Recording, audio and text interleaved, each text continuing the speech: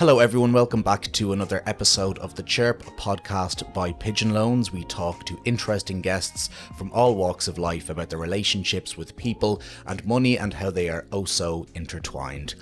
My next guest is a gentleman who is now currently on startup number 4 as a founder and is leading the way in customer support with his company Atlas.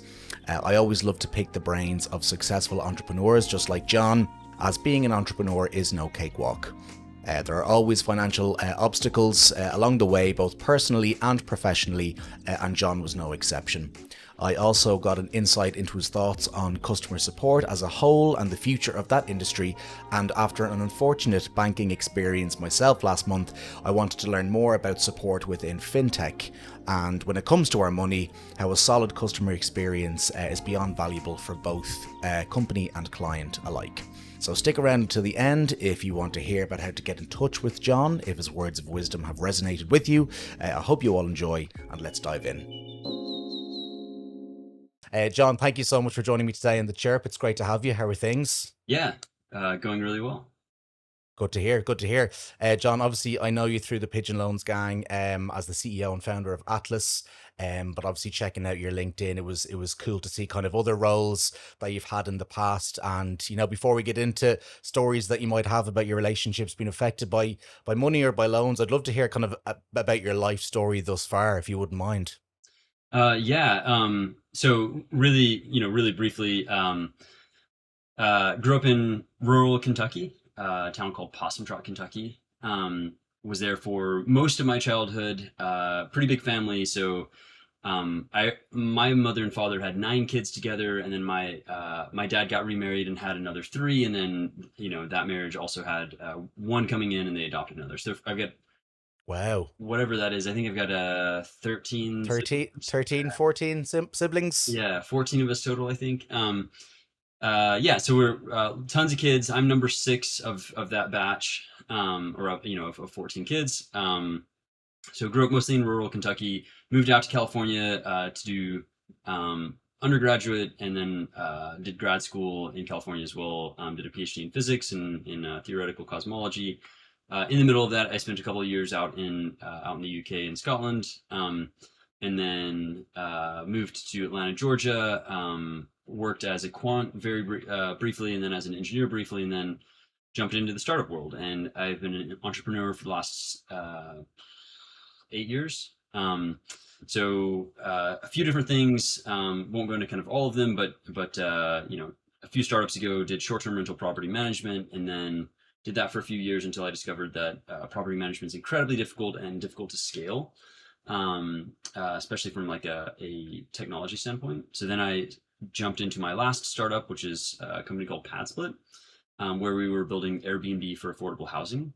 So co-founded that, worked as the CTO for call it about 3.5 years, and before starting Atlas. And at PadSplit, worked with folks who were low-income individuals, typically singles, sometimes couples, who were the bottom 30% of income earners. And so these were folks in service industries, and really like the lifeblood of what you need to keep a community alive. So bus drivers, servers, warehouse workers, teachers, police officers. So did that. And so that was all about helping people find stability in their lives so that they could level up financially, and really moving stories about how people were able to make change in their lives because they were able to find stability through what we were providing. And so in the process, I discovered that hey, customer support is an incredibly important piece of what we were doing at PadSplit. In order to grow the marketplace and really make a big impact, we needed to figure out customer support. And this was from both a process and tooling standpoint. And so I dug in a lot there. And what I learned essentially is that there were plenty of processes that we could improve and implement best practices. And then there were also tools. And so I explored all of the different tools that were available, and discovered that there was sort of like a brick wall that we were running into, which was fundamentally our customer information was fragmented across lots of different locations. And that made it really difficult for support agents to be able to serve our end users to deliver on our mission. And so I got to talking with some friends and was introduced to my co-founder Rahul, who had dealt with this problem very intimately for several years at his prior two startups, and we got together and said, hey, let's essentially make some software to solve this problem, and that's what Atlas is, a system of record for customer support. Brilliant, fantastic. And I suppose before going into your own stories, I'm kind of keen to explore, during your time, helping people with affordable housing as well, from a kind of financial standpoint, what were kind of some of the main kind of reasons or some of the main customer queries you would have come across, or some of the main drawbacks you had from people facing kind of this type of crisis? I think a lot of folks that are Pigeon Loans users would fall square in the middle of our customer base, and so we had folks. So fundamentally, here's the problem. The cost of housing is going up much faster than the average income, especially for the lowest income earners. So for the richest folks in the U.S., their incomes are moving up very well. For the folks who are, called the bottom 30% of income earners, their income has stayed mostly flat while housing costs have risen a ton. And so what this means is there's a greater and greater strain on folks financially to be able to find just the basics of life, like a place to lay down, call their own, etc. And so as a result of more and more financial burden, folks end up running into these walls where they can't get housing and need help financially, and so they need to be able to make the quote down payment on even an apartment to rent, the first month's deposit plus last month's deposit plus the application fees. That's often call it $2,500 to $3,000, I think, is the average for all that combined in the U.S. Yeah. And most folks don't have $2,500 in their bank account floating around, right? And so between that and the fact that there are this sort of onerous earnings to rent ratio that's needed, so typically 3 to 1, and then on top of that you need pretty good credit scores, and so those three things combined make it really difficult to find a place to stay. And so we try to alleviate some of that burden, but even with that burden, we saw a decent number of people who because they're living basically on the razor's edge, there are many times when they need, financial help, and need to reach out to whether it's a friend, a family member, community or support organization. That they need that help to be able to sort of like get over the rough patches if they lose their job or didn't get enough hours because they're on sort of a seasonal job, etc. And I suppose yourself during your travels to the UK and studying theoretical cosmology, which I wish we could do an episode of a podcast about that alone. That sounds very exciting. But were there any kind of times where you did ask for help, or you had kind of friends and family to reach out to, financially to lean upon? Yeah, absolutely. Quite frankly, I think I'm not an exception here. So in undergrad, I needed help paying for college and had to take loans out from family members, from my dad primarily. And then there were times when during summers or between undergrad and grad school where I needed like a couple hundred or even $1,000 or a couple $1,000 to kind of float between student aid and earning an income as a graduate student. And so yeah, absolutely, very fortunately there was a safety net, but it was always a very awkward conversation for me to A, have to ask for the money, and then B, whenever you structure sort of like the repayment, it's like super awkward, and who keeps track of it, etc. So And how did you keep track of it? Did you have any systems in place, or did you kind of just wing it and say, please trust me, it's coming back? Yeah, basically, which I still do, by the way. Yeah. It was the just wing it thing. My dad's an incredibly, for better or worse, he's an incredibly good bookkeeper. Yeah.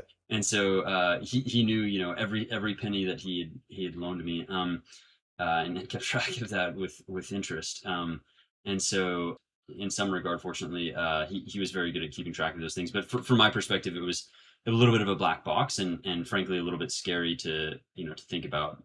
And also because we didn't, he kept track of the money that I owed and the interest that was accruing, but we never worked out never in advance prepared a sort of payment plan. So I had no idea what the burden would actually look like.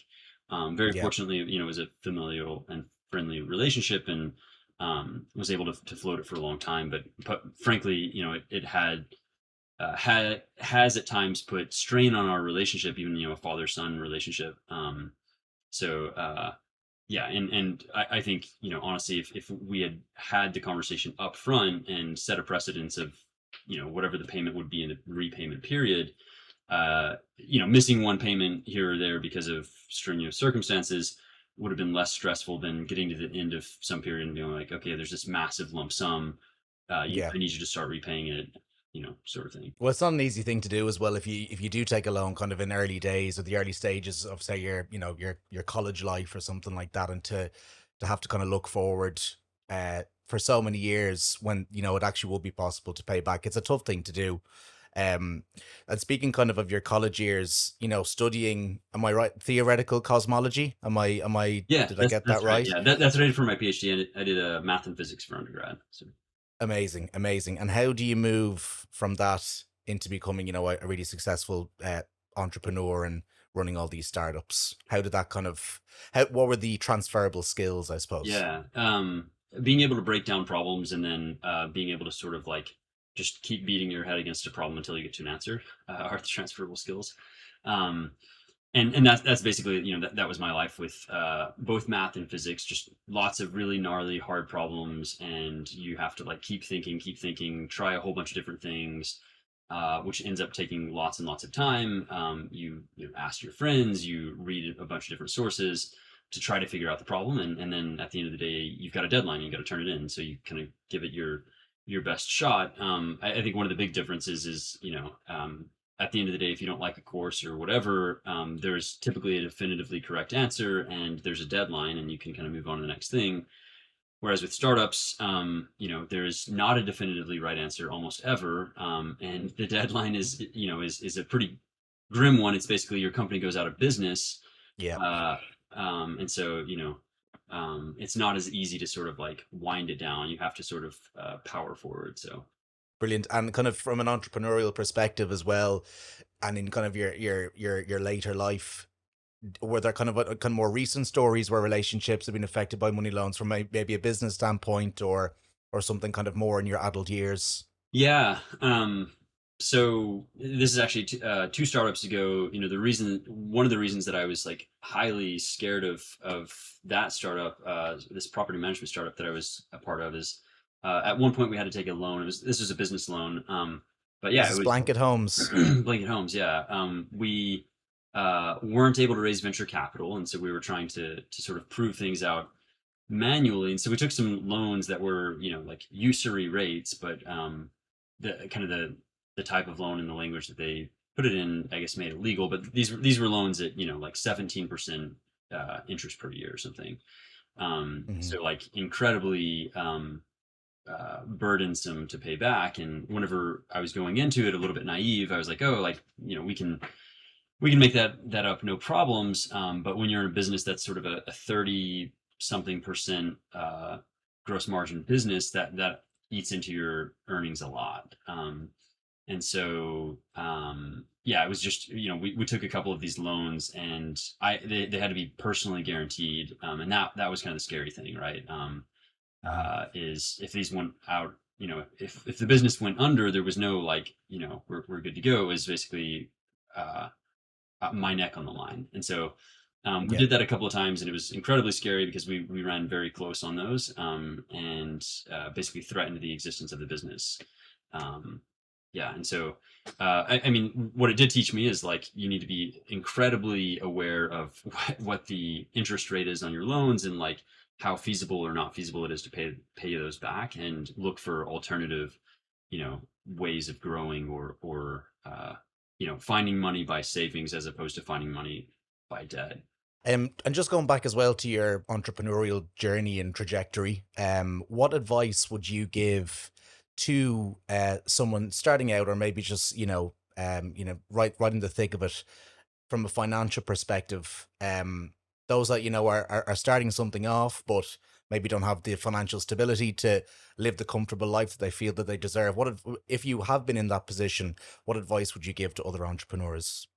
Yeah, I mean, I think the biggest thing in my mind is if you want to go work on a startup, like that's awesome. Like I would encourage anyone who wants to do it to do it, but also you need to realize kind of what you're getting yourself into. Like it is not the easy life. It is not the, like the life that you deserve to live. Like, quite frankly, as an entrepreneur, you are willingly and knowingly walking into a lot of difficulty and pain. So like you're not going to have, the hours that you would have at a normal job. Like you'll have many more hours, you'll have much lower pay, like you won't have the vacations, you won't have the benefits, etc.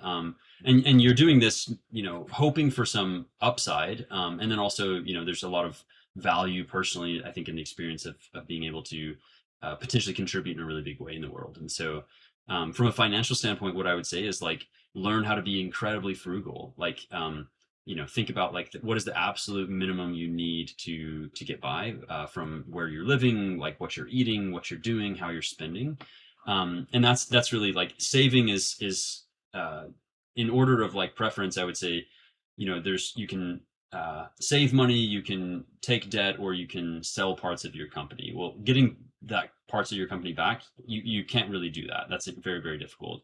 Debt, is preferred to that, but the best way is really just lower your costs and find ways to do Hmm. more with less. And so like you need to analyze every single, line item expense on your bills, and find out ways that you can lower those costs or remove those costs, and get really Spartan. And I think that's where you can find a lot of joy, quite frankly, is like you'll learn to find joy in life with fewer things. And Hmm. so maybe not like a great answer, but I think ultimately, like, that's where you need to have your mind. Brilliant, John. And can you speak to the importance of, customer support when it comes to financial companies and financial institutions? Like, do you have any clients in this area, and what are some of the main characteristics of dealing with customers in this area? So whenever you're dealing with financial tools or transactions, fundamentally you have someone's money, and they're entrusting you to make sure that you either hold their money or get their money from one place to another, safely and in a high integrity way. And so trust is incredibly important. Security is incredibly important. People don't like shenanigans. They don't like not having answers. And so what we've seen, is really important here, is basically you need people to believe that you're competent, that you know what you're talking about whenever it comes to like what's going on beneath the hood, can give them straight answers about where their money is, why it's in one location or another, why transactions failed, things like that. And one of the best ways to do that is really to deeply understand that customer and their interactions with your platform. And so that's something that we seek to provide it with Atlas, and I know lots and lots of fintech companies try to do, is basically they want to make sure that their payment rails systems are set up seamlessly, go through tons of checks to make sure that they're very robust. Typically don't try to do things that are super complicated, because that can remove trust whenever someone doesn't understand what's going on.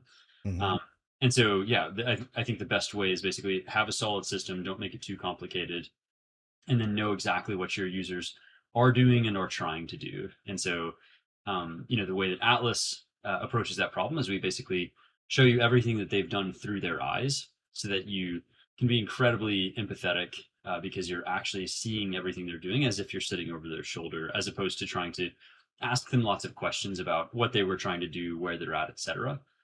What we've seen is that whenever you're asking, I mean, put yourself in these shoes. I'm sure you've been there before. Whenever you talk to support, say at Amazon or wherever, and let's say you can't check out, you're in your Amazon cart, you can't check out for some reason. If you go and talk to a support person, say, hey, I can't check out. It would inspire trust if they said, oh, well, just do this thing. Great. Like one question, one response, you're on with your day. Especially if that thing works, of course. What does not inspire confidence or trust is whenever they have to ask you 20 questions about what you're doing, right? I was going What to get page to are you that. on? Yeah. What did you click on? What's in your cart? Did you press this button? Where it feels like they're sort of like, any random person off the street would ask you these same questions. And so it feels like they've got no special knowledge either about necessarily the product or especially about your particular instance. And that's something that we, like at Atlas, we don't think that in 2022, you should have to deal with that as a customer. And frankly, no company should be providing that sort of poor quality support where they're making you as the customer do their QA work. Yeah, because it was something I wanted to ask you, just even not even an Atlas specific question, just kind of your take on this situation. So my girlfriend got her bag stolen in Barcelona there a couple of weeks ago. Horrible experience. I'm surprised we lasted this long in Barcelona. We've been here a year, and it's something that happens to other people a lot sooner. But she lost her Irish bank card, and then she also lost her Revolut card, and the disparity in customer service and customer support was mind blowing. The way that the Irish bank had to send out letters for card replacements and pin replacements, and then on the other hand, she's getting onto Revolut, which is like Venmo or Cash App or something like that. It's very big in Europe as well. And it was all sorted within seconds, and there was a new card sent out within minutes. I just love to kind of get your take on that from a customer service perspective. Why are some people living in the dark ages when it comes to mobile banking or financial transactions and things like that, and then there are other kind of mobile banks that are just so ahead of the curve? Yeah, I think I mean, fundamentally, it's sort of because nobody wants to break trust, right? Once they get it, it's very hard to fight for and to establish. And so as a result, people become super averse to change, right? Like they don't want to update their processes or the tools because they're worried that it'll, break things. And quite frankly, it's expensive to do. It's expensive to do that many times. And so there's sort of this old guard, and this is the same, whether it's fintech or other tools, many times people get established in their trends and tools and patterns, and they find something that's working, not realizing perhaps that something that's working is always ephemeral. Like there's never a golden solution to anything, any problem, and in fintech especially. You'll always have to be updating your processes and your tools to stay at the forefront of like quality service and quality user experience. And so this old bank in Ireland's probably got some outsourced support team who has a set script and a whole bunch of processes because they wanted to cover every possible use case, and they haven't upgraded to newer technology. And whereas Revolut, had the advantage of starting more recently, and they can use this newer technology because they have more trust in it and more knowledge of how it works, and as a result, they're able to provide a better experience all the way through. And I think that's fundamentally, like, is the Revolut product better than the Irish bank product? I'm almost certain the answer is yes, but the reality is, you also need a better support experience in order to have that trust, because things are going to happen, right? Like the unhappy path of someone steals your card, or whatever the scenario is, and you've got to ultimately, like, you'll eventually have to hit a human, Yeah. and and that's where you want to make sure that your support experience is robust, so that people, like, if I ever move to Europe, I know which bank I'm getting an account with, right? Based off this conversation, and it's Yeah. like that's why Revolut is huge and growing rapidly, and this Irish bank is probably uh, you know barely growing, sort of thing. So Yeah, no, it is. The just customer support for me is such a huge thing when it comes to money, and the story I just told is a prime example for that. But just the ease of use as well. And all our Irish banks are, not all of them are bad, but just when you see these new mobile banks coming in like Revolut, N26, things like Venmo as well, just this ease of use for swapping money and sending money, it's such a game changer for me. Well, listen, John, if people want to find out more about you or Atlas, where can they find you? Where can they get in touch? yeah, you can go to our website, getatlas.io, or you can email me directly, Jon at getatlas.io. Would love to answer any questions, or learn how you're doing support today. And frankly, happy to offer advice or my experience. And I believe Atlas is the tool that support teams need to improve their support experience. But frankly, if it's not a good fit for one reason or another, like, happy to have this conversation. I believe deeply that support teams need to be elevated for products to get better at solving customers' problems and just making the world a happier place. So. Fantastic. Well, it was great hearing your experiences, both professionally and with your relationships being affected by money and loans. So really appreciate you sharing your stories with me today and giving me your time, and best of luck with everything with Atlas. Awesome. Thanks so much, Cameron. Take care. A man in the know. Jon is no stranger to loans to stay afloat, and while his dad lending him money during college is something with low risk, it was his business loan with his second startup that seemed strenuous. To have a loan threaten the existence of a business from interest rates is very risky, and something I'm sure Jon learned a huge amount from. Heed his words of warning when he said to pay attention to interest rates on loans. Do not be lured in by the attractive prospect of having a lump sum of money available to alleviate any financial pressure, only to have the amount that you're actually repaying be a lot more than what you have planned for. It was also great to hear his thoughts on customer support in the fintech area. As you heard, my girlfriend lost her bag with everything in it last month, including all of her bank cards, but thankfully excluding her passport, which was the silver lining of the cloud.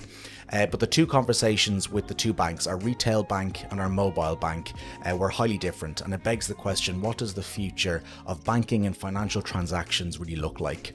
And the retail bank had us talking to 5 different advisors, all asking the same questions at the start of the conversations and giving a kind of a 1 step forward, 2 step back kind of feeling. And the mobile bank, on the other hand, had everything sorted in minutes. Which sounds better, I ask you, from a customer's perspective? So, hosting this podcast, chatting to people like Jon, it all opens my mind to the financial options that are out there, and how the future of fintech is bright for those like me and my girlfriend who have been living through the suffocation of old school systems and processes that a simple smartphone seemed to cancel out. So my main takeaway, customers of fintech can be excited about the future and not be daunted by the powerful financial institutions. So whether you're sending money, saving money, or lending money, it's all just a click away, exactly how it should be. So we'll be back in 2 weeks with our 20th episode of the Chirp. What a monumental milestone for the Chirp and for Pigeon Loans and for educating you all on money and loans. We thank you for watching and listening. Do reach out if you have some stories to tell, and until next time, stay safe. Thank you very much.